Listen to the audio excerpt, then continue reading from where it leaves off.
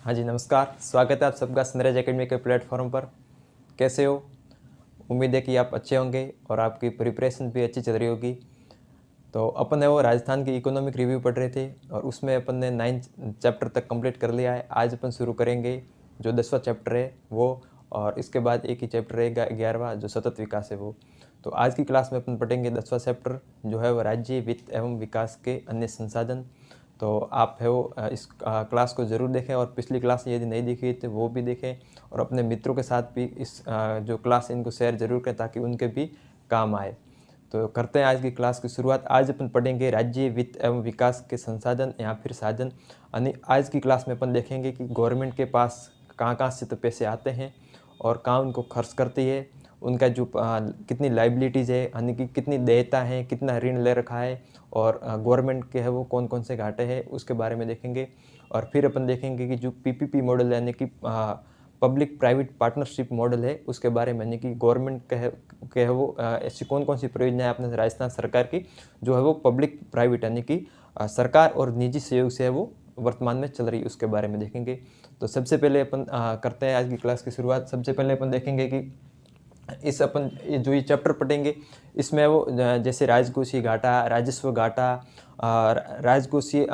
राजस्व प्राप्तियाँ और पूंजीगत प्राप्तियाँ, तो ये जो टर्म्स हैं ये शब्द आएंगे। तो सबसे पहले तो ये अपन को ध्यान होना जरूरी है कि इसका मतलब क्या होता है, राजस्व प्राप्तियाँ क्या होती है, पूंजीगत प्राप्तियाँ क्या होती है, या फिर राजस्व व्यय और पूंजीगत व्यय ये क्या होते हैं। तो इसके बारे में अपन जानते हैं और फिर है वो अपन क्लास को शुरू करते हैं।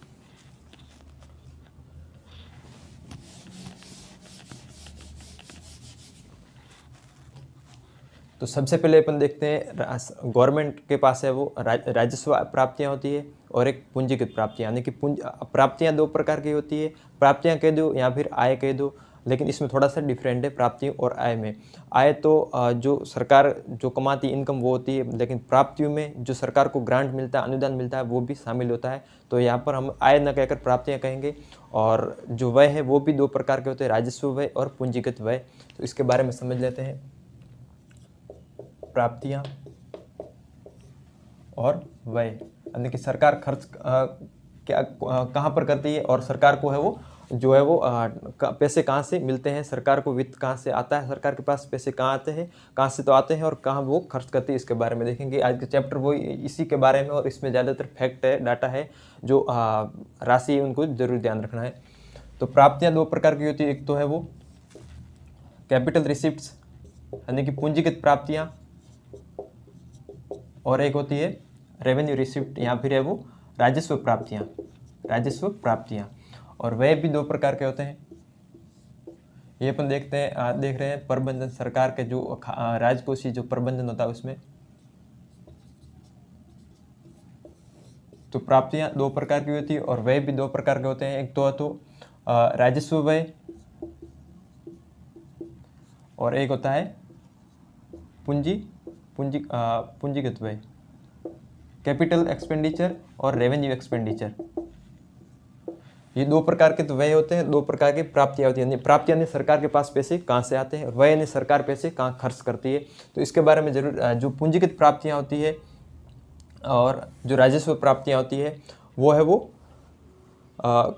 इसका मतलब क्या होता है इसके बारे में देखें। यानी कि पूंजीगत प्राप्तियां कहाँ से होती है, तो पूंजीगत प्राप्तियां है वो गवर्नमेंट को जो है वो या तो है वो जो सरकार के पास जो भी सरकार की जो परिसंपत्ति है उनका विनिवेश कर दिया गया, तो जो उससे जो धन आता है वो पूंजीगत जो है वो प्राप्तियां कहलाएगी।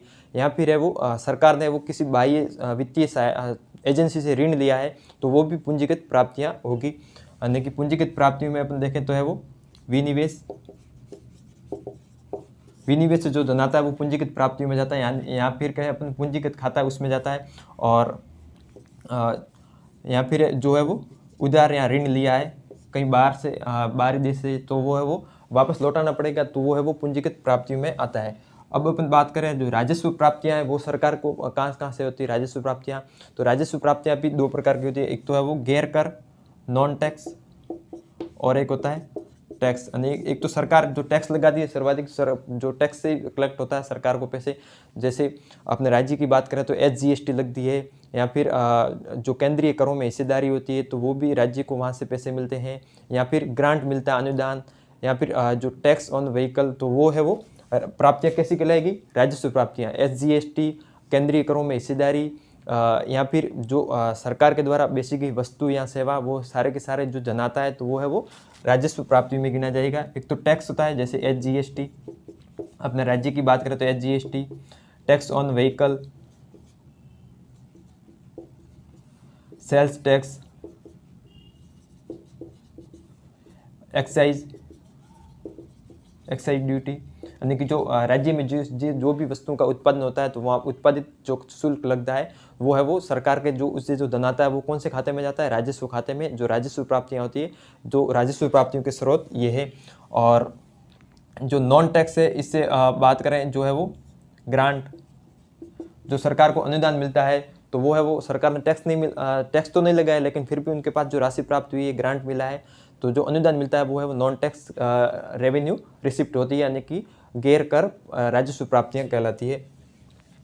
और अब अपन बात करें जो राजस्व व्यय है, राजस्व व्यय या फिर जो राजस्व प्राप्तियाँ जो बेची गई वस्तु या सेवा, वो भी इसमें आएगी। बेची गई वस्तु या सेवा, सरकार को वस्तु या सेवा बेचती है जिससे जो धन की प्राप्ति होती है वो है वो राजस्व प्राप्ति में जाएगी। अब बात करें राजस्व व्यय, ये तो राजस्व प्राप्तियाँ हैं। अब बात करें अपन राजस्व व्यय कौन से होते हैं। राजस्व व्यय की बात करें तो जैसे कि गवर्नमेंट की विभिन्न योजना चल रही है, तो उस जो योजना में जो भी खर्चा आता है तो वो है वो जो है वो राजस्व व्यय से अधिकतम जो खर्चा है वो राजस्व प्राप्तियों से ही पूरा किया जाता है। जैसे कि आप भी जब अधिकारी बनोगे तो आपको वेतन देना पड़ेगा गवर्नमेंट को, तो जो वेतन और मजदूरी होती है वो है वो राजस्व व्यय में जाता है। और सरकारी प्रशासन के लिए जो भी खर्चा आता है, सरकारी बिल्डिंगों में जो भी खर्चा आता है वेतन मजदूरी के अलावा, तो वो भी राजस्व व्यय में जाएगा। या फिर रक्षा खर्च की बात करें, जैसे ये पूरे इंडिया की बात करें तो जो है वो रक्षा खर्च होता है, तो वो भी है वो राजस्व व्यय होता है। जैसे अपन है वो राजस्व व्यय, यदि कोई सरकार वस्तु या सेवा खरीदी गई वस्तु या सेवा, तो जो व्यय होता है वो राजस्व व्यय। वेतन या भत्ते या मजदूरी, और भी जो राजस्व व्यय होता है, रक्षा खर्च, जैसे ये तो पूरे अपने देश की बात करें तो जो रक्षा खर्च होता है, विभिन्न प्रकार के जो एयरक्राफ्ट वो मंगवाते हैं तो वो भी राजस्व व्यय ही होता है। और जो दिया गया ग्रांट, जो अनुदान देती है सरकार, यदि किसी भी दूसरे राज्य या फिर दूसरे देश को अनुदान देती है तो वो है वो राजस्व जो व्यय होता है। और जो प्राप्त करती है तो वो किस में जाएगा, राजस्व प्राप्तियों में। और अनुदान देती है सरकार तो वो राजस्व व्यय में जाएगा। प्राप्त किया तो राजस्व प्राप्तियाँ, और दिया अनुदान तो राजस्व व्यय। इसी प्रकार जो टैक्स है तो वो भी है वो राजस्व प्राप्तियों में जाएगा। अब अपन बात करें जो पूंजीगत व्यय है वो कौन सा है, पूंजीगत व्यय की बात करें तो वो है वो यदि गवर्नमेंट कोई नया असेट्स का निर्माण कर रही है, गवर्नमेंट कोई परिसंपत्ति का निर्माण कर रही है, या फिर जो पुराने ऋण लिए हुए थे तो वो है वो चुका रही है, तो वो है वो पूंजीगत है वो व्यय होगा। जैसे असेट्स का निर्माण करना या फिर पुराने ऋण चुकाना। और जो चुकाया गया ब्याज है वो है वो राजस्व व्यय में आएगा, चुकाया गया ब्याज। और जो ब्याज जो प्राप्त करती है, यदि सरकार ने कहीं ऋण दे रखा है उसका जो ब्याज मिलता है तो वो है वो किस में आएगा, वो राजस्व प्राप्तियों में आएगा, प्राप्त किया गया ब्याज। तो ये है वो अपने देखा जो गवर्नमेंट के पास में पैसे आने के सोर्स क्या है और खर्च कहाँ पर किए जाते हैं उसके बारे में। यानी कि प्राप्तियाँ यानी रिसिप्ट्स, पूंजीगत प्राप्तियाँ, जैसे कि विनिवेश किया है, ऋण लिया है, तो वो प्राप्तियाँ होगी वो पूंजीगत खाते में जाएगी, पूंजीगत प्राप्तियाँ कहलाती है। और रेवेन्यू रिसिप्ट या फिर राजस्व प्राप्तियाँ, तो वो भी दो प्रकार के, एक तो टैक्स और नॉन टैक्स, यानी कि गैर कर और कर लगाकर। तो जो SGST है, राज्य सरकार की बात करें तो SGST है अपन, और जो टैक्स ऑन व्हीकल लगता है, सेल्स टैक्स, एक्साइज ड्यूटी, बेची गई वस्तु या सेवा, इससे जो धन प्राप्त होता है वो राजस्व प्राप्तियों में जाता है। और जो ऋण दे रखा है और उससे जो प्राप्त ब्याज होता है वो है वो कौन से में, राजस्व प्राप्तियों में जाता है। और राजस्व व्यय पूंजीगत प्राप्तियों में जो है वो ऋण और वसूला गया ऋण है वो भी पूंजीगत प्राप्तियों में आता है। वसूला गया ऋण या फिर लिया गया ऋण वो है। अब अपन बात करें राजस्व व्यय, राजस्व व्यय नहीं, रेवेन्यू एक्सपेंडिचर, सरकार का जो ज़्यादातर खर्चा है वो राजस्व व्यय ही होता है। अन्य की दो सरकारी कार्य कामकाज के संचालन के लिए जितने भी धन की जरूरत होती है वो सारे वो खर्चा वो राजस्व व्यय कहलाता है। जैसे खरीदी की वस्तु या सेवा, वेतन भत्ते, रक्षा खर्च, और यदि किसी को अनुदान दिया है तो वो भी राजस्व व्यय में जाता है। अब अपन बात करें जो कैपिटल एक्सपेंडिचर है यानी पूंजीगत व्यय, पूंजीगत व्यय मतलब कि सरकार ने कोई है वो स्थायी परिसंपत्ति का निर्माण किया है या फिर किसी को ऋण दिया है तो उनसे जो बेनिफिट होता था वो है वो जो खर्च किया वो पूंजीगत व्यय कहलाता है। तो अपन बात करें जैसे कि पूंजीगत प्राप्तियां हैं तो इसकी अपन परिभाषा की बात करें तो वे प्राप्तियां, पूंजीगत प्राप्तियां वे प्राप्तियां जिससे या तो असेट्स कम होती है या फिर देयताएं बढ़ती है, या तो जो परिसंपत्तियां कम होती है या देयताएं बढ़ती है, इससे परिसंपत्तियां या तो परिसंपत्तियां कम या देयताएं या फिर लाइबिलिटीज देयताएं बढ़ती है पूंजीगत प्राप्तियों से। और राजस्व प्राप्तियों से न तो देयताएं बढ़ती है, राजस्व प्राप्तियों से न तो है वो न तो देयता बढ़ती है और न ही परिसंपत्तियों का निर्माण होता है। बात करें राजस्व व्यय की तो राजस्व व्यय से न तो परिसंपत्तियों का निर्माण होता है और न ही देयता है वो जो राजस्व व्यय है, न तो परिसंपत्तियों का निर्माण होता है और न ही देयताएं बढ़ती है। या फिर इसकी डेफिनेशन ये होगी राजस्व व्यय यानी राजस्व व्यय का मतलब न तो परिसंपत्ति का निर्माण हुआ और न ही देयता कम हुई। और पूंजीगत व्यय से या तो है वो परिसंपत्तियों का निर्माण होता है या फिर देयताएं कम होती है। तो ये वो पूंजीगत व्यय है जो कि अच्छा है, इससे सरकार के पास जो है वो रेवेन्यू आता मतलब सरकार के जो स्थायी परिसंपत्ति का निर्माण होता है या फिर पहले किसी ने जो ले रखा है वो है वो वापस चुका रहे, तो ये वो जो खर्चा है वो अच्छा है क्योंकि इससे है वो जो रोजगार उत्पन्न होने की संभावना ज़्यादा है क्योंकि जो असेट्स बनेगी तो उससे वो रोजगार का सृजन होगा। और जो पूंजीगत प्राप्तियां हैं ये है वो अच्छी नहीं है, जबकि पूंजीगत व्यय है वो अच्छा है। पूंजीगत प्राप्तियां अच्छी नहीं है क्योंकि इसमें वो विनिवेश और जो ऋण है वो जो है वो ऋण वसूलते हैं, इससे वो सरकार के या तो फिर वो विनिवेश होता है या फिर जो ऋण वसूलते हैं, तो इससे वो जो पूंजीगत व्यय है वो अच्छा नहीं प्राप्तियां अच्छी नहीं होती, पूंजीगत व्यय अच्छा होता है।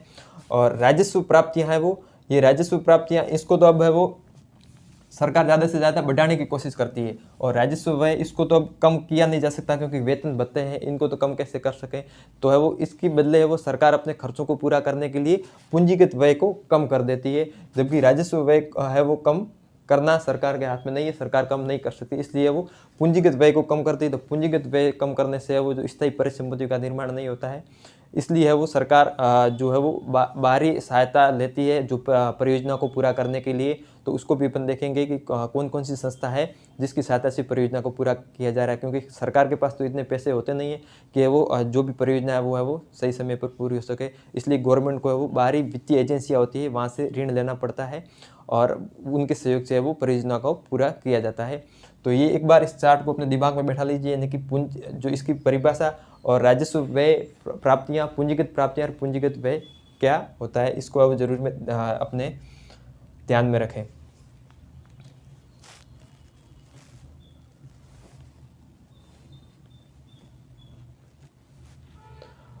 अब अपन देखें आगे जो राजस्व जो व्यय होता है, इसमें भी अपन बात करें अपने राजस्थान की बजट की बात करें तो इस ज़्यादा खर्चा है वो सरकार वो काम पर करती है। राजस्व व्यय ज़्यादातर खर्चा है वो जो व्यय होता है वो राजस्व व्यय में होता है।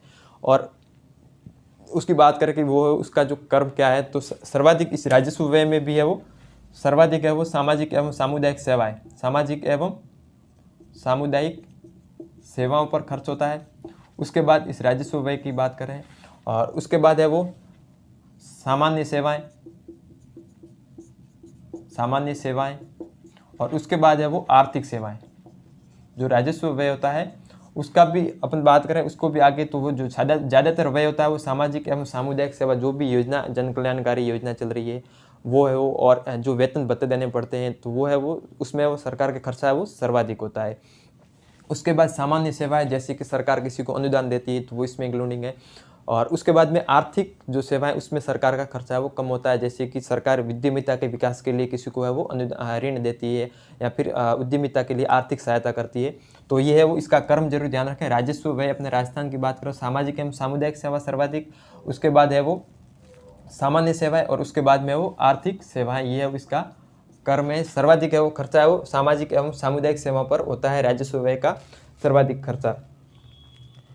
और इसकी प्रतिशत की बात करें तो ये 39 और ये 31 और ये 28, 39, 31 और 28, इधर पॉइंटों में दशमलव में कुछ समथिंग संख्या है, लेकिन आपको यह वो जो राउंड फिगर इसका जरूर ध्यान रखें। कुछ सामाजिक सेवा है वो 39%, सामान्य सेवा है वो 31%, और जो है वो आर्थिक सेवा है वो 28 पॉइंट है वो 28.45,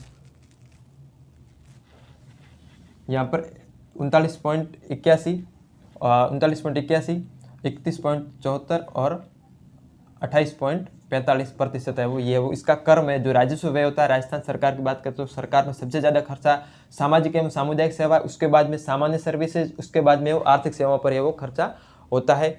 अब अपन बात करें, ये तो अपन ने देखा कि जो पूंजीगत प्राप्तियां होती है, जो सरकार के पास कहाँ से पैसे आते हैं और कहाँ वो खर्च करती है, इसके बारे में देखा। अब अपन देखते हैं इसका जो बैलेंस बनाना जरूरी होता है, क्योंकि जितनी प्राप्तियां होती है उसी हिसाब से सरकार को खर्चा भी करना होता है। यदि ज़्यादा खर्चा कर देती है तो फिर सरकार को है वो डेफिसिट हो जाता है, घाटा हो जाता था। तो उसके बारे में भी अपन अब देखते हैं कि सरकार का वो जो डेफिसिट है वो है वो, वैसे तो बजट का घाटा 4 प्रकार के होते हैं, लेकिन वो फिर इंडियन इकोनॉमी की विषय वस्तु है। तो यहाँ पर अपन देखेंगे कि 2 प्रकार के जो है वो जो घाटे डेफिसिट है वो अपन देखेंगे।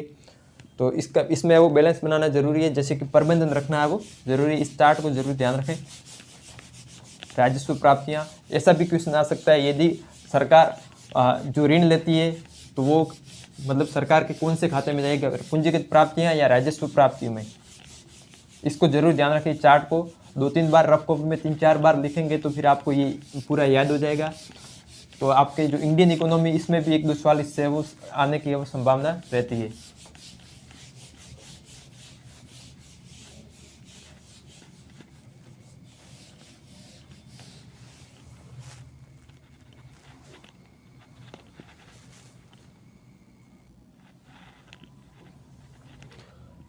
तो अब अपन जो गवर्नमेंट के जो डेफिसिट होते हैं, गवर्नमेंट के जो घाटे होते हैं, उसको देखें। उससे पहले अपन देखते हैं स्कीम वार बजट आने की। अपने राजस्थान सरकार के जो बजट आता है उसमें प्रायोरिटी पर किस क्षेत्र को रखा जाता है, तो उसका क्रम जरूर ध्यान रखें, क्योंकि ऑप्शन में ये भी आ सकता है कि जो बजट का है वो स्कीम वार बजट का है वो सही क्रम से जमाइए, तो उसका जरूर ध्यान रखें। स्कीम वार बजट का देखते हैं। अब अपन ये देखेंगे कि है वो जो बजट है वहाँ पर है वो सरकार है वो ज़्यादा खर्चा है वो, यानी कि ज़्यादा बजट है वो कौन सी सेवा या फिर किस क्षेत्र में आता है, उसको बारे में देखते हैं। स्कीम वार बजट, तो उसको देखते हैं। सबसे पहले वो अपन बात करें तो गवर्नमेंट सबसे ज़्यादा बजट किसका आता है, तो सामाजिक एवं सामुदायिक सेवाओं का है वो सबसे ज़्यादा बजट आता है। उसको यहाँ पर क्रम से ही देख रहे हैं। सर्वाधिक है वो बजट है वो, या फिर बजट में प्रायोरिटी में कौन से क्षेत्र को रखा जाता है, तो सामाजिक एवं सामुदायिक सेवाएं, सामुदायिक सेवाएं, इस पर है वो सर्वाधिक बजट आता है। अपन बात करें दूसरे नंबर पर, तो दूसरे नंबर पर एनर्जी की बात आती है। एनर्जी में जो है वो सरकार, एनर्जी के सेक्टर में सरकार ज़्यादा खर्च करती है उसके बाद। और तीसरे नंबर पर है वो ग्रामीण विकास, इसका जो क्रम जरूर ध्यान रखें। पहले नंबर पर सामाजिक एवं सामुदायिक सेवाएं, दूसरे नंबर पर है वो ऊर्जा, और तीसरे नंबर पर ग्रामीण विकास। चौथे नंबर पर किसका जो नंबर आता है वो है वो ट्रांसपोर्टेशन, परिवहन, और 5वें नंबर पर एग्रीकल्चर एवं संबंधित सेवाएं, संबंधित क्षेत्र, कृषि एवं संबंधित क्षेत्र, कृषि एवं संबंधित क्षेत्र। तो ये अपन जो इसका जो क्रम है वो देखा, यानी कि सर्वाधिक बजट सामाजिक एवं सामुदायिक सेवाओं पर आता है, उसके बाद में ऊर्जा, उसके बाद में ग्रामीण विकास, और उसके बाद में है वो परिवहन, और उसके बाद में कृषि और संबंधित क्षेत्र में वो सरकार का जो है वो जो बजट आता है वो होता है। इसकी अपन बात करें प्रतिशत की, तो इसको पहले अपन ऐसे याद करना अपन को आसान रहेगा। पहले वो जो राउंड फिगर है उसको लिख लेते हैं, यानी कि इसका जो है वो सामाजिक एवं सामुदायिक सेवा पर 52 पॉइंट समथिंग, इसका है वो 13 पॉइंट समथिंग, और ग्रामीण विकास है वो 10 पॉइंट समथिंग, और परिवहन है वो 6 पॉइंट समथिंग, और ये है वो 5 पॉइंट समथिंग। अब अपन बात करें इसका, तो है वो जो 52.65%, ये है वो 13.67% है वो ऊर्जा पर है वो बजट आता है। बजट का 13.67% है वो एनर्जी सेक्टर में खर्च होता है। और बजट का वो 10 पॉइंट अपन बात करें 79% है वो ग्रामीण विकास पर खर्च होता है बजट का। और जो है वो परिवहन पर कितना खर्च होता है, तो 6 पॉइंट है वो 10% है वो ट्रांसपोर्टेशन पर खर्च होता है बजट का।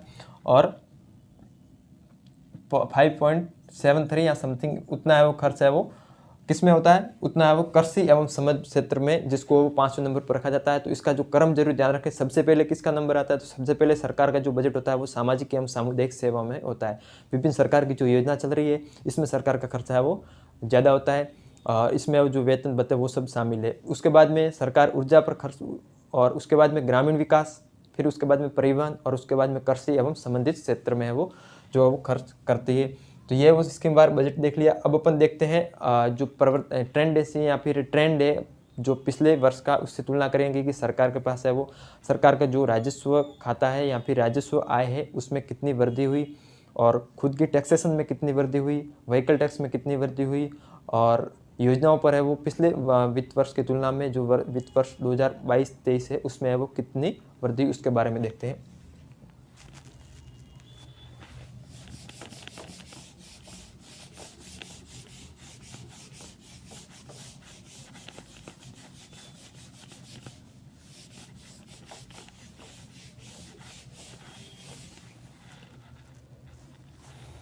सबसे पहले देखते हैं अपन है वो, अब देखते हैं ट्रेंड यानी कि प्रवृत्ति जो है वो सरकार के राजस्व आय में है वो कितनी वृद्धि हुई, उसके बारे में देखें। कुल राजस्व प्राप्ति में कितनी वृद्धि हुई, राजस्व प्राप्तियों में सरकार के अपने राजस्थान सरकार की बात करें तो कुल राजस्व प्राप्ति में कितनी वृद्धि हुई, 6.02%। कितनी, 6.02% है वो कुल है वो राजस्व प्राप्ति में है वो वृद्धि हुई है। उसके बाद अपन बात करें जो खुद के जो टैक्सेशन सरकार के जो SGST है, टैक्स ऑन व्हीकल है, या फिर जो खुद के टैक्स है उसमें वो कितनी वृद्धि हुई है, तो है वो स्वयं के कर में, स्वयं के कर राजस्व में कितनी वृद्धि हुई है। कर राजस्व की बात करें ये तो कुल राजस्व प्राप्ति में 6.02% की वृद्धि हुई है, जबकि स्वयं के कर राजस्व में है वो 16.76%, 16.76% की वृद्धि हुई है स्वयं के कर राजस्व में वित्त वर्ष 2021-22 की तुलना में वित्त वर्ष 2022-23 में। ये है वो इसकी जो अपन है वो ट्रेंड देख रहे हैं, यानी कि पिछले साल की तुलना में है वो इतनी वृद्धि हुई है स्वयं के कर राजस्व में, और कुल राजस्व प्राप्ति में 6.02% वृद्धि हुई है।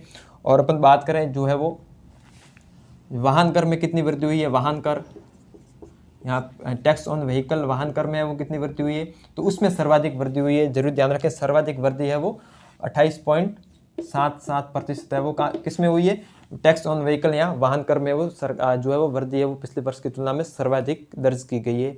और उसके बाद में है वो स्वयं के कर में, और ओवरऑल बात करें कुल राजस्व प्राप्तियों में सरकार के 6.02% की वृद्धि हुई है। यह है वो वित्त वर्ष 2022-23 के, मतलब इसमें इतनी वृद्धि हुई है 22-23। अब अपन बात करें जो गवर्नमेंट है उसमें वो सर्वाधिक खर्चा, जैसे कि अपने पिछले जो उसमें देखा था कि राजस्व प्राप्तियां और राजस्व व्यय, तो सर्वाधिक जो व्यय होता है वो राजस्व व्यय होता, मतलब राजस्व व्यय से होता है।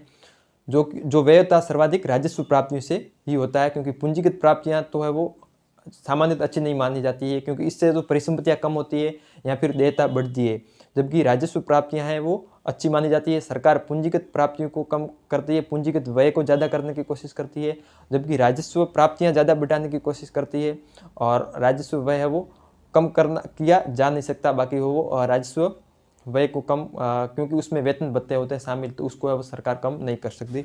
तो अब अपन देखते हैं जो ज़्यादातर व्यय है व्यय का, या फिर 79.81% या समथिंग ऐसा कुछ वह है वो राजस्व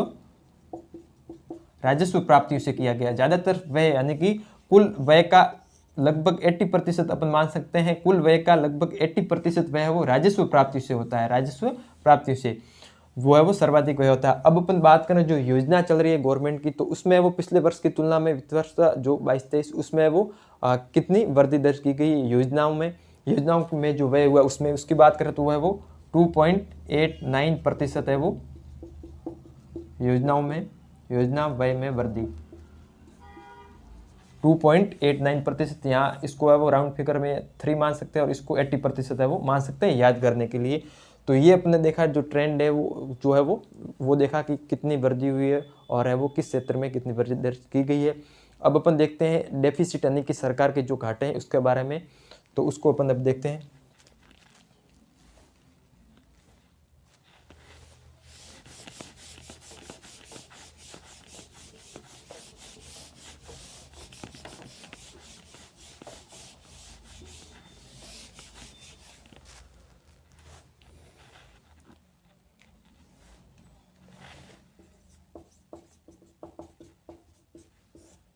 डेफिसिट, वैसे तो बजट के घाटे 4 होते हैं, लेकिन यहाँ पर अपन 2 प्रकार के देखेंगे। एक तो राजस्व घाटा यानी कि रेवेन्यू डेफिसिट, और एक होता है जो फिस्कल डेफिसिट या फिर राजकोषीय घाटा। वो उसके बारे में देखेंगे कि क्या होता है राजस्व घाटा और क्या होता है राजकोषीय घाटा।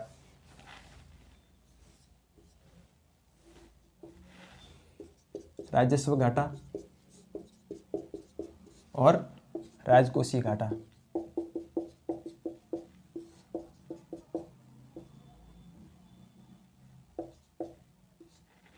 राजस्व घाटा और राजकोषीय घाटा यानी कि वैसे आय तो राजस्व आय और पूंजीगत आय होती है, या फिर राजस्व प्राप्तियां पूंजीगत प्राप्तियां होती है। वह भी 2 प्रकार के होते हैं, लेकिन घाटे में है वो पूंजीगत घाटा टर्म्स है वो इकोनॉमी में कभी नहीं है, क्योंकि है वो पूंजीगत घाटा होता है।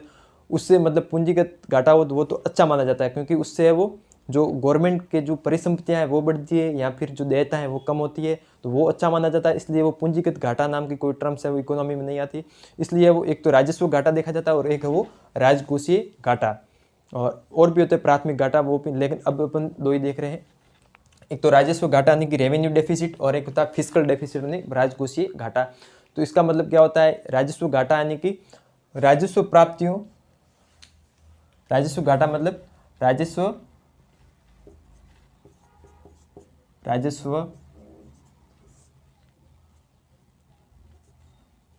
व्यय, कुल राजस्व या फिर राजस्व व्यय माइनस राजस्व प्राप्तियां। कुल राजस्व व्यय माइनस राजस्व प्राप्तियां जो उसको लेस करते हैं तो वो राजस्व घाटा कहलाता है। राजस्व कुल राजस्व प्राप्त व्यय माइनस कुल राजस्व प्राप्तियां या राजस्व आय तो जो होती है वो है वो इसका जो इसमें से ये घटाने पर जो फिगर आता है वो है वो क्या होता है राज्य सरकार का राजस्व घाटा होता है। अब बात करें राजकोषीय घाटे की, तो राजकोषीय घाटा यानी कि फिस्कल डेफिसिट वो किसे कहेंगे, तो कुल व्यय, इसमें तो राजस्व शब्द है तो इसमें भी राजस्व आएगा। इसमें केवल राजस्व ही देखा जाता है। राजस्व घाटे में राजस्व प्राप्त व्यय में से राजस्व प्राप्तियां घटाई जाती है। जब बात करें राजकोषीय घाटा, इसमें वो राजस्व प्राप्तियां और पूंजीगत प्राप्तियां सब इसमें वो शामिल होती है, यानी कि राजस्व व्यय और है वो पूंजीगत व्यय दोनों शामिल होते हैं। इसलिए वो कुल व्यय लिखूंगा मैं यहाँ पर। जो राजकोषीय घाटा कैसे कहेंगे, तो कुल व्यय माइनस राजस्व प्राप्तियां प्लस गैर ऋण पूंजीगत प्राप्तियां प्लस गैर ऋण पूंजीगत प्राप्तियां। यह वो फॉर्मूला राजकोषीय घाटा निकालने का होता है, यानी कि कुल व्यय में तो दोनों आएगा, revenue expenditure plus capital expenditure, यानी कि पूंजीगत व्यय और राजस्व व्यय दोनों कुल व्यय आएंगे। और उसमें से यदि राजस्व प्राप्तियां और गैर ऋण पूंजीगत प्राप्तियां, इसमें ऋण को शामिल नहीं किया गया है, गैर ऋण पूंजीगत प्राप्तियां जो भी सरकार को प्राप्त हुई है वो, और राजस्व प्राप्तियां वो है वो कुल व्यय में से घटाएंगे तो जो प्राप्त होगा वो है वो राजकोषीय घाटा कहलाता है। या फिर इसकी परिभाषा की बात करें तो एक फाइनेंस ईयर में यानी कि एक वित्त वर्ष में सरकार के सभी खर्चों को पूरा करने के लिए कुल कितनी है वो देयता सर्जित होती है या फिर जो देनदारियां सर्जित हुई है वो है वो राजकोषीय घाटा कहलाता है।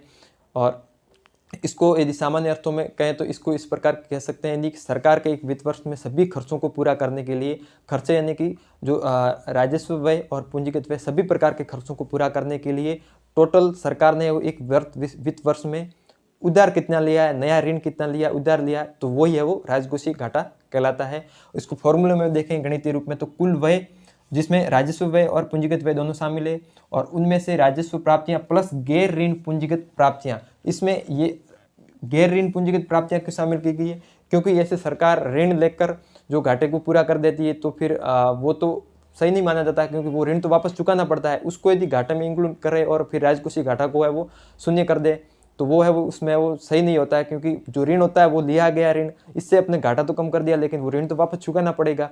तो इसलिए वो जो गैर ऋण पूंजीगत प्राप्तियां हैं वही शामिल की जाती है। ऋण है वो जो डेट लिया गया वो इसमें शामिल नहीं किया जाता। तो मेरे ख्याल से ये समझ गए हो कि राजकोषीय घाटा क्या होता है और राजस्व घाटा क्या होता है। इसको जरूर दिमाग में फिट रखें, क्योंकि ये इंडियन इकोनॉमी में भी जरूर आपके काम आएगी। अब अपन देखते हैं जो FRBM एक्ट है, FRBM अधिनियम, यानी कि जो है वो बजट रेस्पॉन्सिबिलिटी सरकार का जो है उसके बारे में देखते हैं। उसका जो है वो लक्ष्य क्या है और उसके अनुसार गवर्नमेंट है वो चल रही है या नहीं चल रही है, या फिर यूँ के है वो उसके जो है वो लक्ष्य है उससे वो कितना विचलन है, उसके बारे में देखते हैं।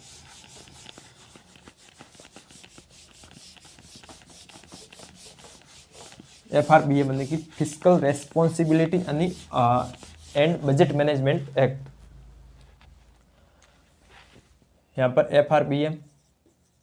FRBM जो 2005 का अधिनियम है, FRBM यानी कि fiscal responsibility and budget management अधिनियम, यानी कि सरकार का राजकोषीय उत्तरदायित्व एवं बजट जो है वो बजट प्रबंधन अधिनियम है। उसमें ये लक्ष्य तय किए कि गवर्नमेंट की इतनी आय होती है तो इतना उधार ले सकती है, GDP का इतना % उधार ले सकती है, और इतना है वो जो है वो राजकोषीय घाटा होना चाहिए। यह वो पहले से तय कर रखा है इस अधिनियम के माध्यम से। अब अपन देखते हैं अपने राजस्थान सरकार में इस अधिनियम की जो है वो शर्तें हैं वो कितनी पूरी हो रही है उसके बारे में।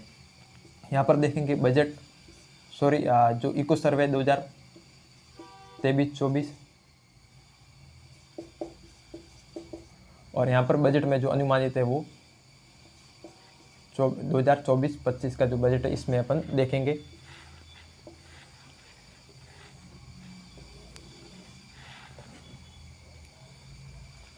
यहाँ पर अपन लिखेंगे कि सबसे पहले तो अपन बात करें राजस्व घाटा की। सबसे पहले अपन बात करें राजस्व घाटा यानी कि रेवेन्यू डेफिसिट। FRBM अधिनियम के अनुसार राजस्व घाटा है वो कितना होना चाहिए, तो वो है वो 0%। FRBM अधिनियम के अनुसार राजस्व घाटा है वो 0% होना चाहिए। GDP का 0% है वो राजस्व घाटा होना चाहिए। ये FRBM अधिनियम के अनुसार है।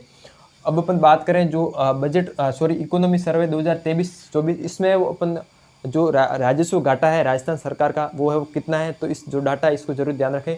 31,491 करोड़ रुपए वो है वो इतना अभी वर्तमान में गवर्नमेंट पर है वो इकोनॉमी सर्वे 2023-24 के अनुसार रेवेन्यू डेफिसिट है, राजस्व घाटा है।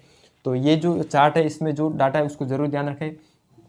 और बात करें वो बजट के अनुसार, तो इसमें है वो ये वो कम करके 25,758 करोड़ रुपए है वो जो है वो करने का लक्ष्य रखा गया इस बजट में। इतना वो हो जाएगा, ये अनुमानित है, ये तो अनुमानित है।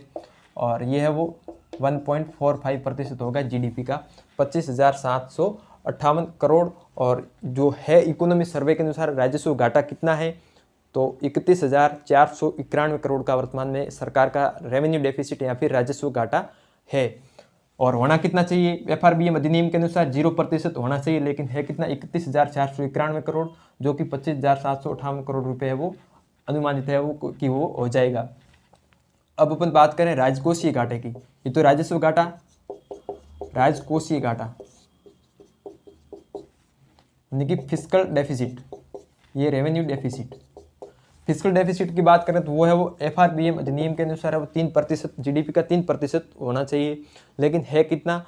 अब इकोनॉमी सर्वे के अनुसार 50,029 करोड़ रुपए का है वो जो है वो सरकार का है वो राजकोषीय घाटा है 50,029 करोड़, जो कि है वो 3.76% है। जो GDP का है वो 3.76% है।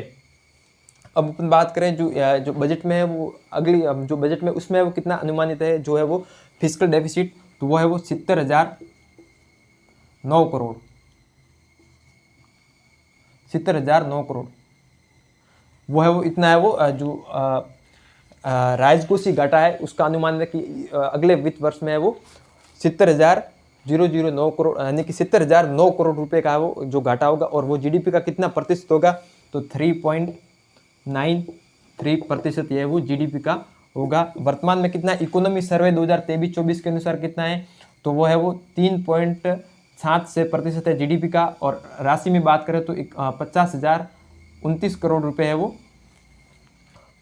50 से शायद यहाँ पर 51 है, एक मिनट थोड़ा सा कन्फ्यूजन, तो वो इतना है वो राजकोषीय घाटा है। और ये हो कितना जाएगा, यानी कि बजट जो वित्त वर्ष 23-24 में उसमें है वो कितना हो जाएगा, तो है वो 70,009 करोड़ होने की है वो अनुमानित है। और ये है वो 3.93% होगा, क्योंकि है वो सरकार को अनुमान है कि जो वित्त वर्ष 2022-23 की तुलना में 23-24 में सरकार की जो है वो आय होगी या फिर प्राप्तियाँ होगी वो उसकी संख्या ज़्यादा होगी, इसलिए वो जो प्रतिशत है डेफिसिट का वो भी बढ़ा है। 3.93% होगा कितना, 70,009 करोड़। वर्तमान में कितना है ये जरूर फिगर ध्यान रखें, जो बजट के घाटे हैं 31,491 करोड़ और है वो 50,029 करोड़, ये इसको है वो जरूर ध्यान रखना है।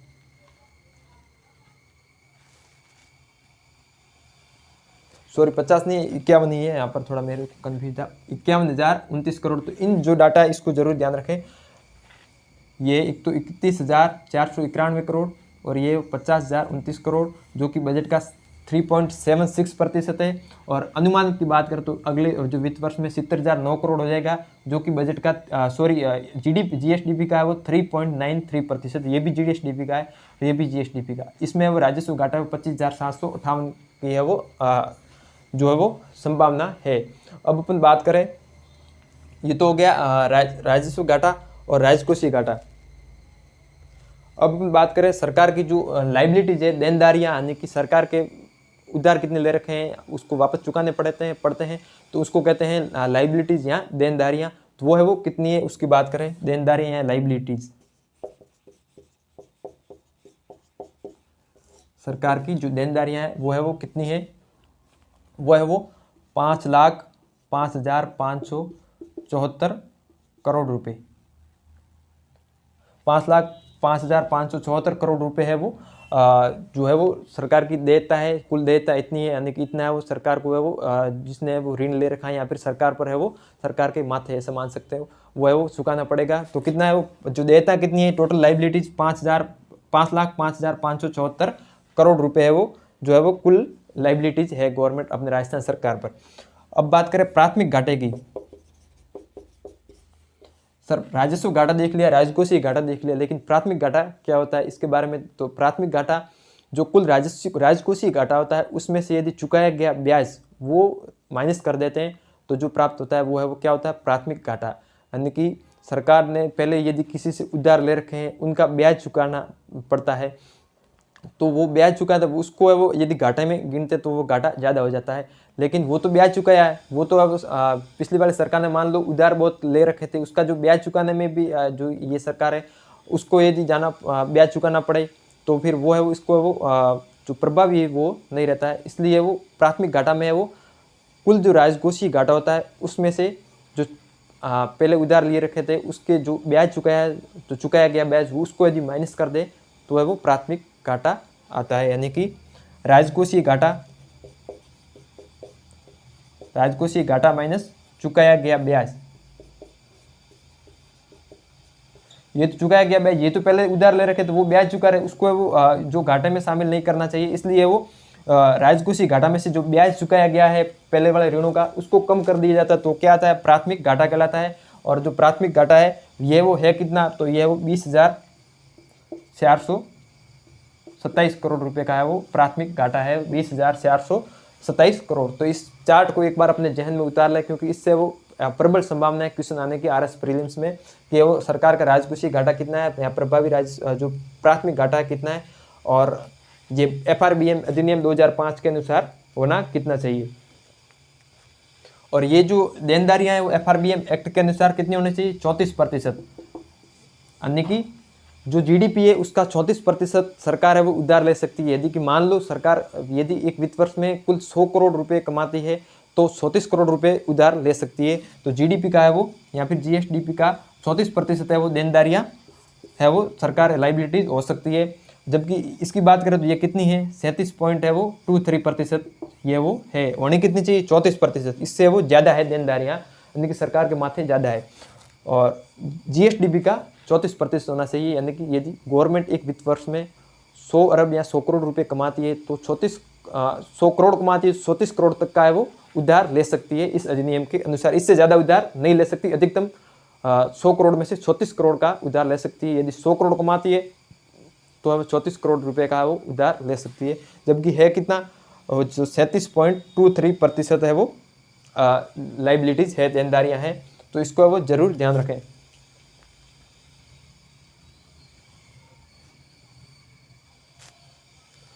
अब अपन देखते हैं इसके आगे।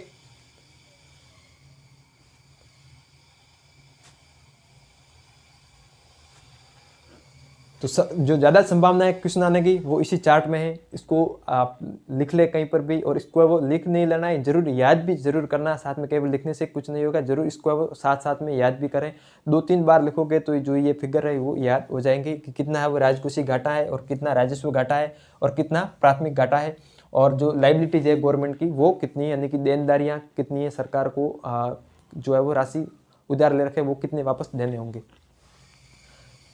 तो ये तो थी अपने गवर्नमेंट के बारे में देखा, जो सरकार के जो फिस्कल प्रबंधन या फिर राजकोषीय प्रबंधन है उसके बारे में, कि सरकार है वो कितना सरकार पर उधार है और कितना वर्तमान में घाटा है, उसके बारे में देखा। अब अपन देखें कि जो पीपीपी मॉडल यानी कि पब्लिक प्राइवेट पार्टनरशिप, क्योंकि परियोजना जो प्रोजेक्ट होते हैं उसको समय पर पूरा करने के लिए वो उसके लिए क्या चाहिए, धन चाहिए। और गवर्नमेंट के पास है वो इतना ज़्यादा धन नहीं होता या फिर इतने ज़्यादा पैसे नहीं होते ताकि वो समय पर है वो उस परियोजना को पूरा समय पर परियोजनाओं को पूरा किया जा सके। इसलिए वो गवर्नमेंट को है वो बाहरी जो वित्तीय एजेंसियाँ होती है विदेश की या फिर अन्य, जो उनको उससे है वो ऋण लेना पड़ता है, उधार लेना पड़ता है, और उनकी सहायता से वो जो परियोजना राजस्थान की उसको पूरा किया जाता है। तो अब अपन देखेंगे कि कुल है वो ऐसे कितनी परियोजना है। तो वर्तमान में 22 सहायतित परियोजना है वो 13 है। इको सर्वे के अनुसार 13 परियोजना है जो है वो 22 सहायतित, यानी कि जैसे कि एडीबी, एनडीबी यानी कि Asian development bank, new development bank और विश्व बैंक या वर्ल्ड बैंक, फिर है वो जो जाइका जापान की एजेंसी है। तो ये जो एजेंसियां हैं ये है वो अपने राजस्थान की जो परियोजना है इसमें वित्तीय पोषण, वित्तीय सहायता करती है, और इसके माध्यम से परियोजनाओं को एक निश्चित समय अवधि में वो पूरा किया जाता है। तो अब अपन देखेंगे कि ऐसी कौन कौन सी परियोजना है जो बाह्य सहायता से वो चलाई जा रही है, और उसके जो कालक्रम है और उसमें जो हिस्सेदारी है सरकार, राज्य सरकार की, उसके बारे में देखेंगे। तो अब वर्तमान में कुल संख्या की बात करें तो कितनी है, बाह्य सहायतित परियोजना है वो 13 परियोजना ऐसी है जो है वो अभी राजस्थान में चल रही है और बाह्य सहायता से वो चलाई जा रही है। तो इसमें वो अपन एक चार्ट बना लेते हैं। सबसे पहले देखेंगे कि जो एडीबी यानी कि एशियन डेवलपमेंट बैंक की वित्तीय सहायता से अपने राजस्थान में कौन कौन सी परियोजना चल रही है। फिर अपन देखेंगे कि जो न्यू डेवलपमेंट बैंक है उसकी सहायता से कौन कौन सी परियोजना, फिर जो विश्व बैंक या वर्ल्ड बैंक की सहायता से कौन कौन सी परियोजना है, फिर जो जाइका जापान है उसकी सहयोग से वो वित्तीय सहायता से कौन कौन सी परियोजना चल रही। तो इसको अपन एक चार्ट के माध्यम से समझते हैं, और क्योंकि इसमें सवाल आने की संभावना ये तो ज़्यादातर ये पूछा जाता है कि जो ये परियोजना है, परियोजना का नाम लिख के दे देगा, फिर उसमें पूछा जाएगा कि ये वो किस वित्तीय एजेंसी की सहायता से चलाई जा रही है। तो उसको अपन है वो वित्तीय एजेंसियों के है वो उसको ध्यान में रखते हुए एक चार्ट बना लेते हैं, फिर है वो अपन को है वो जो है याद करना आसान रहेगा।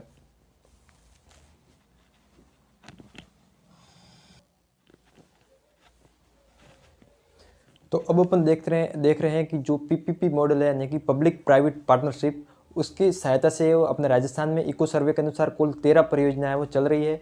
तो वो कौन कौन सी परियोजना वो एक चार्ट के माध्यम से अपन पढ़ लेते हैं। वैसे तो ये जो पिछली क्लासों में इसमें वो ये जैसे आधारभूत संरचना का देखा था तो उसमें वो अपने इसमें से ज़्यादातर योजना तो वैसे अब रिवाइज हो रही है, क्योंकि वो पिछले अध्याय में ये है वो सब योजना आ गई है ज़्यादातर इसमें से। लेकिन इस बार वो इसको वो एक चार्ट के माध्यम से देखेंगे तो अपन को वो जो है वो एक रिकॉल हो जाएगा। अब अपन देख रहे हैं जो पीपीपी मॉडल है इसमें वो गवर्नमेंट की ये प्रायोरिटी होती है कि जो है वो सिंचाई क्षेत्र है या फिर आधारभूत संरचना है, इसमें वो क्षेत्र है जैसे आधारभूत संरचना, जल प्रणाली या फिर सिंचाई सुविधा, ये वो सरकार की जो प्राथमिकताओं में होते हैं, शिक्षा, स्वास्थ्य। तो इसमें वो परियोजना जो कि है वो बाह्य सहायता से चलाई जा रही है। वो कौन कौन सी परियोजनाएं जो बाह्य सहायता से चलाई जा रही है, कुल है वो कितनी है, 13 है, वो इस चार्ट के माध्यम से देख रहे हैं। एडीबी यानी कि एशियन डेवलपमेंट बैंक की सहायता से वो अपने राजस्थान में कौन कौन सी है वो परियोजना चलाई जा रही है, जैसे कि जो मेट्रो है, मेट्रो विकास जो जयपुर में, तो ये भी एक एडीबी की सहायता से है वो वित्त पोषण से है वो इसको स्थापना की गई है।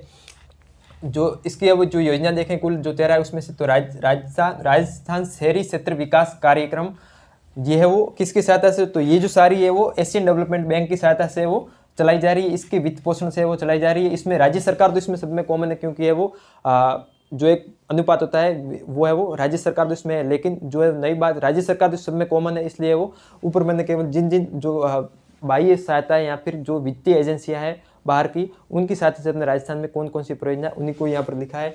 तो जो एशियन डेवलपमेंट बैंक है उनकी सहायता से राजस्थान में है वो शहरी क्षेत्र विकास कार्यक्रम किसकी सहायता से, एशियन डेवलपमेंट बैंक की सहायता से चलाया जा रहा है, जिसकी अवधि क्या है, तो नवंबर 2015 से मार्च 2025 तक है वो राजस्थान शहरी क्षेत्र विकास कार्यक्रम की अवधि है। और इसमें शहरी क्षेत्र का विकास का कार्य जैसे कि सीवरेज सिस्टम में जलापूर्ति व्यवस्था, इसको है वो सुदृढ़ बनाना, इससे वो परियोजना का उद्देश्य है। और ये प्रोजेक्ट है वो कौन कौन से जिलों में है, तो टोंक, श्री गंगानगर और झुंझुनू, पाली और भीलवाड़ा, इनमें है वो इन जो राज्य है ये जो जिले हैं इस पर है वो इनमें जलापूर्ति और सीवरेज सुविधा को बेहतर बनाना इस परियोजना का लक्ष्य है। और ये है वो किसके सहायता से, तो एशियन डेवलपमेंट बैंक की सहायता से चलाई जा रही है। राजस्थान शहरी क्षेत्र जो है वो कीवर्ड है, इसको जरूर ध्यान रखें, शहरी क्षेत्र आ जाए तो है वो एशियन डेवलपमेंट बैंक टिक कर देना ज़्यादातर इसमें ये। तो ये तो इन जिलों में वो सीवरेज और जलापूर्ति सुविधा को बेहतर बनाना ये इस योजना का वो लक्ष्य है। अब वो राजस्थान मध्यम नगरीय क्षेत्र फर्स्ट विकास परियोजना, राजस्थान मध्यम नगरीय क्षेत्र फेज फर्स्ट विकास परियोजना, जिसकी है वो जनवरी 2020 से वो जो है वो कार्यकाल है या फिर जो अवधि है समय अवधि वो है वो नवंबर 2028 तक, जनवरी 2020 से नवंबर 2028 तक। कौन सी योजना, राजस्थान या परियोजना राजस्थान मध्यम नगरीय क्षेत्र फेज फर्स्ट विकास परियोजना, ये अपने राजस्थान के 14 शहरों में, इसका भी जो परियोजना का लक्ष्य है वो है जलापूर्ति और है वो सीवरेज या फिर जो नालियाँ इसका है वो रिन्यू कराना, ये जो व्यवस्था है सीवरेज व्यवस्था शहरों में, सीवरेज और जो जलापूर्ति व्यवस्था इसको बेहतर करना इस योजना का लक्ष्य है। और ये भी एशियन डेवलपमेंट बैंक की सहायता से वो वित्त पोषित है। और ये तो फेज फर्स्ट, और इसी के प्रकार है वो राजस्थान मध्यम नगरीय क्षेत्र फेज सेकंड जो परियोजना है उसकी है वो समयावधि वो अप्रैल 2023 से मार्च 2028 तक, अप्रैल 2023 से मई है यहाँ पर, अप्रैल 2023 से मई 2028 तक है वो इस जो फेज सेकंड है राजस्थान मध्यम नगरीय क्षेत्र फेज सेकंड, इसका है वो समयावधि है। और इसका भी है वो जो लक्ष्य है वो है वो जो शहरी क्षेत्र है उस पर है वो उनकी जो है वो जलापूर्ति दक्षता है या फिर जो वो है वो इसको है वो सुविधा आधारभूत सुविधाओं को है वो दक्ष बनाना या फिर उसको है वो सुदृढ़ करना इस परियोजना का है वो लक्ष्य है। अब इसकी जो अगली योजना है वो राजस्थान राज्य राजमार्ग निवेश कार्यक्रम, इसमें जो कीवर्ड है वो क्या है, निवेश, क्योंकि इसमें भी सेम है राजस्थान राज्य राजमार्ग, यहाँ पर कीवर्ड है विकास आ जाए तो डब्ल्यू इसे ध्यान रखना, विकास में है वो विश्व बैंक की सहायता से वो चल रहा है, जबकि निवेश कार्यक्रम वो है उसमें वो एशियन डेवलपमेंट बैंक वित्त पोषण कर रही है। तो जरूर ध्यान रखें ये भी राजमार्ग है, ये भी राज्य राजमार्ग के लिए है, लेकिन यहाँ पर जो निवेश कार्यक्रम है इसमें है वो सहयोग एशियन डेवलपमेंट बैंक, जबकि विकास में वो डब्ल्यू ध्यान रखना, विकास में वो विश्व बैंक सहायता करती है। तो जो ये योजना है राजस्थान राज्य राजमार्ग निवेश कार्यक्रम ट्रांस जो सेकंड है, इसकी जो समयावधि है वो दिसंबर 2019 से सितंबर 2024 तक, दिसंबर 2019 से सितंबर 2024 तक है। और इसका जो ट्रांस थर्ड है यानी कि राजस्थान राज्य राजमार्ग निवेश कार्यक्रम ट्रांस थर्ड, इसकी जो समयावधि वो दिसंबर 2022 से सितंबर 2026 तक, दिसंबर 2022 से सितंबर 2026 तक है वो ट्रांस थर्ड। इसमें वो अपने शहरों में आधारभूत सुविधा जैसे कि सड़क बनाना, तो इस सड़क का है वो सड़कों को दक्ष बनाना इस परियोजना का उद्देश्य है। और ये वो एशियन डेवलपमेंट बैंक की सहायता से वो चलाई जा रही है, जैसे इसमें वो यातायात प्रबंधन को भी है वो उसको भी सुदृढ़ बनाना शामिल है। अब है वो राजस्थान राज्य राजमार्ग विकास परियोजना, तो विकास से जरूर ध्यान रखना, विकास में वो विश्व बैंक की सहायता से वो राजस्थान राज्य राजमार्ग विकास परियोजना चलाई जा रही है। इसमें परिवहन क्षमता जो यातायात प्रबंधन है उसको है वो सुदृढ़ बनाना इस योजना का लक्ष्य है परियोजना का। और इसकी जो समयावधि वो अक्टूबर 2019 से सितंबर 2024 तक है, अक्टूबर 2019 से सितंबर 2024 तक राजस्थान राज्य राजमार्ग विकास परियोजना। और ये तो विश्व बैंक की सहायता से अब सारी की सारी है। अब राजस्थान में सार्वजनिक वित्तीय प्रबंधन प्रबंधन सुधार राजस्थान में सार्वजनिक वित्तीय प्रबंधन यानी कि गवर्नमेंट के जो फिस्कल जो डेफिसिट होता है और जो इसको जो कम करने के लिए और व्यय और जो राजस्व प्रणाली है इसको सुदृढ़ बनाने के लिए इसकी सहायता से यानी कि विश्व बैंक की सहायता से ये परियोजना चलाई जा रही है, ताकि जो राजस्थान अपने राजस्थान सरकार की जो है वो सार्वजनिक वित्तीय प्रणाली है जिसमें राजस्व और राजकोष के उसका जो मैनेजमेंट है उसको है वो सही सुदृढ़ बनाया जा सके। तो उसमें है वो जो वित्तीय प्रबंध है इसमें है वो वित्तीय प्रबंधन में ये भी WCW ध्यान रख सकते हैं। वित्तीय प्रबंधन में भी अपने विश्व बैंक यानी कि वर्ल्ड बैंक की सहायता से ये परियोजना चलाई जा रही है। इसकी जो समयावधि है जुलाई 2018 से मार्च 2025 तक है, वो है सार्वजनिक क्षेत्र में वित्तीय प्रबंधन को सुदृढ़ बनाना। और एक है डैम पुनर्वास यानी कि बांध पुनर्वास एवं सुधार परियोजना। ये इसमें वित्त पोषण में वो विश्व बैंक तो करती है, इसके साथ है वो Asian infrastructure investment bank AIIB और WB यानी कि विश्व बैंक, दोनों की सहायता से है वो विश्व बैंक प्लस AIIB इन दोनों की सहायता से वो राजस्थान में बांध पुनर्वास एवं सुधार परियोजना चलाई जा रही है, जिसमें इन दोनों का हिस्सा है वो 70% है और अपने गवर्नमेंट ऑफ राजस्थान का है वो 30% यानी कि 70:30 में है वो ये वो डैम सुधार परियोजना चलाई जा रही है, जिसमें 70 है वो विश्व bank plus Asian infrastructure investment bank दोनों की सहायता से 70% लगाया जाएगा और 30% है वो अपने राजस्थान सरकार के द्वारा इस परियोजना में वित्त पोषण होता है। कौन सी? डैम सुधार यानी कि बांध पुनर्वास एवं सुधार कार्यक्रम, जिसमें वो जो राजस्थान में जो बांध है उसको नवीनीकरण करना, उसमें वो सुधार करना और उसकी क्षमता में वृद्धि करना, ये इस परियोजना का लक्ष्य है। अब अपन देखते हैं जापान इंटरनेशनल कॉरपोरेट एजेंसी है, जो जापान की एजेंसी है जाइका, जापान की जो वित्तीय agency Japan international corporate agency है, इसकी सहायता से यानी कि इसके वित्त पोषण से अपने राजस्थान में कौन कौन से परियोजना चलाई जा रही है। तो सबसे पहले राजस्थान जल क्षेत्र आजीविका सुधार परियोजना। राजस्थान में जल क्षेत्र आजीविका सुधार परियोजना है वो है वो जल क्षेत्र में, इसमें जो कीवर्ड है जरूर ध्यान रखें, जल क्षेत्र में है वो जाइका है वो सहायता करती है। जबकि रेगिस्तान क्षेत्र अगर आगे रेगिस्तान नाम आ जाए तो उसमें वो न्यू डेवलपमेंट की सहायता से करते हैं। ये भी जल क्षेत्र के लिए और ये भी जल क्षेत्र है, लेकिन यहाँ पर रेगिस्तान है वो कीवर्ड है, रेगिस्तान आएंगे तो वो है वो NDP या फिर मरुस्थल या रेगिस्तान, उसमें है वो न्यू डेवलपमेंट बैंक वित्तीय सहायता करती है। जबकि राजस्थान जल क्षेत्र आजीविका सुधार परियोजना में है वो अपने जाइका जापान के द्वारा वो वित्त पोषण होता है और इसकी जो समयावधि है वो 1 अप्रैल 2017 से 31 मार्च 2028 तक है वो इसकी है वो समयावधि है। कौन सी योजना परियोजना? राजस्थान जल क्षेत्र आजीविका सुधार परियोजना, यानी कि राजस्थान में जल क्षेत्र सिंचाई सुविधा और पेयजल सुविधा को जो है वो सुदृढ़ बनाना, बेहतर बनाना, इसका वो विकास करना इसका लक्ष्य है, जो कि किसकी सहायता से? जो जापान की एजेंसी जाइका उसकी सहायता से जल क्षेत्र की है वो परियोजना चलाई जा रही है। तो जरूर ध्यान रखें, जल क्षेत्र आए तो जाइका, लेकिन आगे रेगिस्तान शब्द आ जाए तो न्यू डेवलपमेंट बैंक होगा। अब है वो राजस्थान ग्रामीण जलापूर्ति एवं फ्लोरोसिस नियंत्रण कार्यक्रम, यानी फ्लोरोसिस जो फ्लोराइड की अधिकता से अपने राजस्थान में फ्लोरोसिस की समस्या सर्वाधिक है। फ्लोराइड जो जल में फ्लोराइड की मात्रा अधिक होती है तो उससे फ्लोरोसिस है वो जो है वो डिजीज हो जाती है। तो इसको वो नियंत्रण कार्यक्रम फ्लोरोसिस नियंत्रण कार्यक्रम भी है वो अपने जाइका जापान की सहायता से वो चलाया जा रहा है। फ्लोरोसिस ग्रामीण जलापूर्ति एवं फ्लोरोसिस, तो जो कीवर्ड जरूर ध्यान रखें, फ्लोरोसिस है वो जाइका जापान की जो एजेंसी है उसके द्वारा फ्लोरोसिस नियंत्रण कार्यक्रम चलाया जा रहा है। इसकी जो समयावधि है वो जुलाई 2021 से वो दिसंबर 2027 तक, जुलाई 2021 से दिसंबर 2027 तक। और इस राजस्थान ग्रामीण जलापूर्ति एवं फ्लोरोसिस नियंत्रण कार्यक्रम इस परियोजना के तहत है वो अपने झुंझुनू और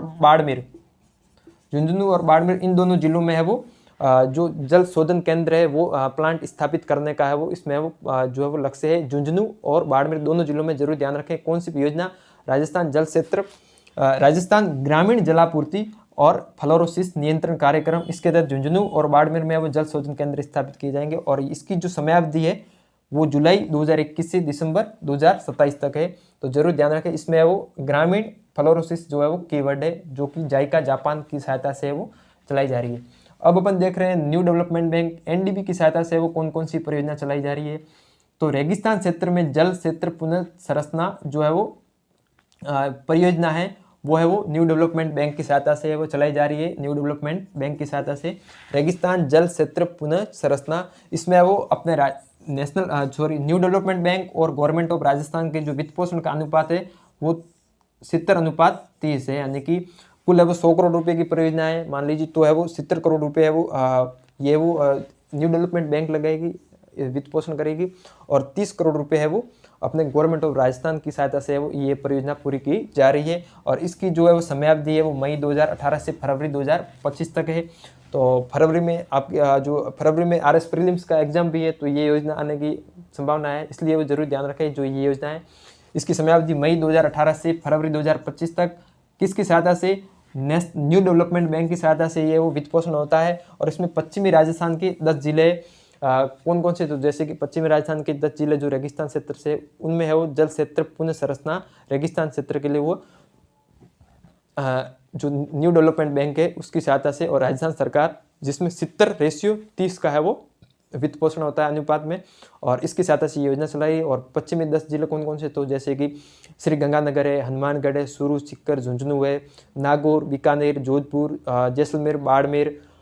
तो जो ये जिले हैं जैसलमेर, बाड़मेर, ये जो पश्चिमी राजस्थान के जो 10 जिले हैं, इन पर है वो, इनमें है वो जल क्षेत्र पुनः संरचनाएं जल सुधार परियोजना जो है वो न्यू डेवलपमेंट बैंक और अपने राजस्थान सरकार के वो 70:30 के अनुपात में वित्त पोषण करे वो चलाई जा रही, जिसकी जो है वो समयावधि है वो मई 2018 से फरवरी 2025 तक है। तो ये तो अपने देखी जो परियोजना है अपने राजस्थान सरकार में PPP मॉडल यानी कि पब्लिक प्राइवेट पार्टनरशिप मॉडल में है वो कौन कौन सी परियोजना चल रही, जिसमें सार्वजनिक और निजी दोनों की वित्तीय सहायता से वो परियोजना को पूरा किया जा रहा है। वो ये टोटल 13 परियोजना है, उसको देखा।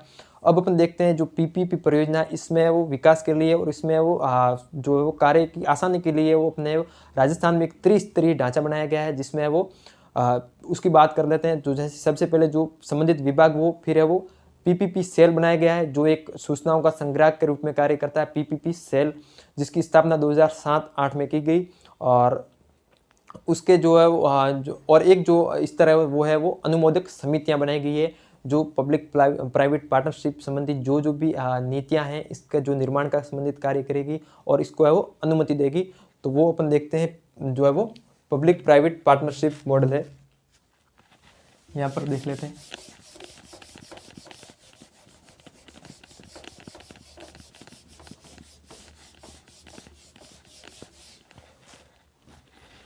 सबसे पहले तो अपन देखते हैं यानी कि जो PPP मॉडल है उसमें है वो जो है वो प्राइवेट पार्टनरशिप जो है वो उसकी जो परियोजनाओं के विकास के लिए वो एक है वो जो कमेटी बनाई गई है, जिसका अध्यक्ष CM होता है, और एक जो CID यानी कि कमेटी ऑन जो है वो इंफ्रास्ट्रक्चर डेवलपमेंट, इसके लिए है वो या फिर सॉरी C का मतलब जो है यहाँ पर मेरे को मिस हो रहा है, लेकिन इंफ्रास्ट्रक्चर डेवलपमेंट के लिए जो है वो कमेटी जिसका अध्यक्ष होता है मुख्यमंत्री।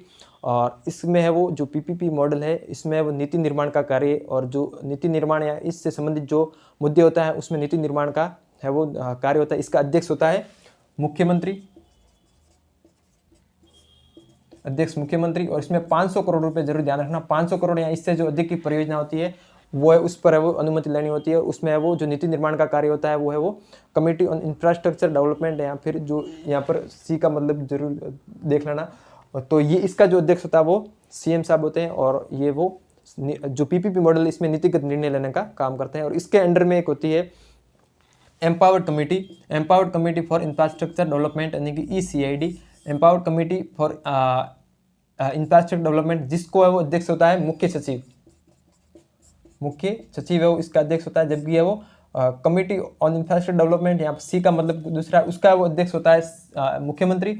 जबकि empowered committee on infrastructure development जिसका अध्यक्ष होता है मुख्य सचिव की अध्यक्षता में जो CID जो निर्णय लेती है उनको लागू और क्रियान्वयन करने का जो काम है वो कौन सी कमेटी करती है, जो PPP मॉडल से संबंधित यानी कि पब्लिक प्राइवेट पार्टनरशिप से संबंधित जो परियोजना होती है उनके जो निर्णय होते हैं उनको लागू करने का है वो ये कमेटी करती है मुख्य सचिव की अध्यक्षता में। ECID यानी कि empowered committee on infrastructure development, जिसका अध्यक्ष होता है मुख्य सचिव। और इसी प्रकार एक होता है रोड सेक्टर के लिए एम्पावर्ड कमेटी, तो यानी कि अपने राज्य में जो सड़क निर्माण के संबंध में एम्पावर्ड कमेटी है, जिसकी है वो पब्लिक प्राइवेट पार्टनरशिप की सहायता से वो जो भी सड़कें बनाई जा रही है, तो उनके लिए जो एम्पावर्ड कमेटी होता है उसका भी जो अध्यक्ष होता है वो है वो मुख्य सचिव होता है रोड सेक्टर के लिए एम्पावर्ड कमेटी।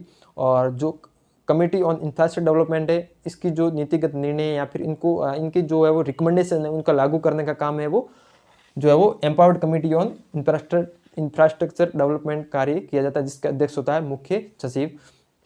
और जो रोड सेक्टर में पब्लिक प्राइवेट पार्टनरशिप, इसमें बीओटी की भी है, वो बीओटी जो सिद्धांत है या फिर बीओटी जो है वो प्रिंसिपल है, उसके हिसाब से भी है वो, यानी कि बिल्ड, बीओटी मतलब बिल्ड ऑपरेट एंड ट्रांसफ़र, यानी कि जैसे कि मान लीजिए मेगा हाईवे बनाना है तो उसमें वो निजी सहायता ली जाती है, फिर है वो गवर्नमेंट उनको ये रियायत या छूट देती है कि आप बनाओ, बिल्ड यानी कि बनाओ, बिल्ड बनाना, ऑपरेट एंड चलाओ, और फिर है वो गवर्नमेंट को ट्रांसफ़र कर दो, यानी कि जितना आपने वो उसमें वो धन लगाया है उसका वो आप प्रॉफिट पहले तो बनाओ, फिर उसका उस पर यदि जो मान लो मेगा हाईवे बनाया है तो उसमें वो टोल लगा लो, फिर आपको जितना आपकी राशि खर्च हुई है उसमें वो और जितना प्रॉफिट है वो आप अपना वो पुनः प्राप्त कर लो, और फिर है वो ट्रांसफ़र कर दो, BOT build operate and transfer, फिर है वो जो टोल टैक्स है वो गवर्नमेंट को ट्रांसफ़र कर दो। तो इस आधार पर है वो निजी सहायता और जो निजी निवेश उनको आकर्षित किया जाता है। तो ये अपने देखा राजस्थान में कौन कौन सी परियोजनाएं चल रही है और जो वित्त एवं विकास के अन्य संसाधन हैं उनको, मैं उम्मीद करता हूँ कि ये क्लास आपको अच्छी लगी होगी, आपको समझ में भी जरूर आया होगा। तो अपने आर्थिक समीक्षा के अब अंतिम छोर पर है, यानी कि अब एक ही अध्याय रहा है जो सस्टेनेबल डेवलपमेंट यानी कि सतत विकास के जो लक्ष्य है उसको अपन जल्दी पूरा कर लेंगे, देख लेंगे। तो आप है वो इस क्लास को अपने मित्रों के साथ ज़रूर शेयर करें, और चैनल पर आप नए ही हो तो सब्सक्राइब भी ज़रूर करें ताकि मैं भी प्रोत्साहन मिले, और क्लास अच्छी लगी होगी तो अच्छी लगी हुई है तो है वो लाइक ज़रूर करें और कमेंट ज़रूर करें। चलिए आज के लिए इतना ही, मिलते हैं नेक्स्ट टाइम, तब तक के लिए थैंक यू।